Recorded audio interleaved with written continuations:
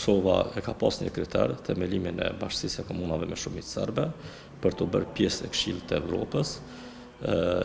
Jemi gjithë dëshmitar që kemi qenë pjesë e agjendës, si rezultat i mos aplikimit dhe themelimit të bashkësisë e komunave me shumicë serbe, është larguar nga agjenda, nuk pres që të ketë antarësim, përdërsa Kosova nuk e zbaton marrëveshjen e Brukselit dhe aneksin e Ohrit.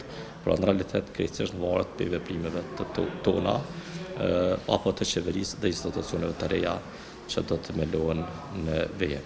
Ne jemi dëshmitar që qeveria në momentet fundit ka ofruar zotime, pra letra e famshme kryeministrit dhe ministrës punëve të jashtme, që do ta themelon bashkësinë me shumicë të minoritetit serb, pra të komunave, por në realitet ka qenë një zotim i vëndshëm dhe ka dalë që kemi dalë jo serioz përballë partneritetet tonë me ndërkombëtarët.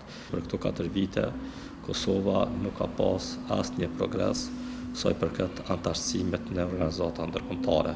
Përkundrazi ka pas regres të gjithë mbashëm. Nuk kemi pas asnjë njohje si rezultat i punës së qeverisë dhe i Ministrisë së Punëve të Jashtme. E kemi tani me vetëm një njohje pas 5 viteve dhe që është rezultat i lobimit të Bexhet Pacollit, pra një politikan që ka merita në këtë fushën e lobimit të njohjes në arenën ndërkombëtare. Pra në këtë pikë, qeveria dhe institucionet tona kanë pasur një dështim fatal. Mendoj që Kosova duhet të vendosë prioritetet.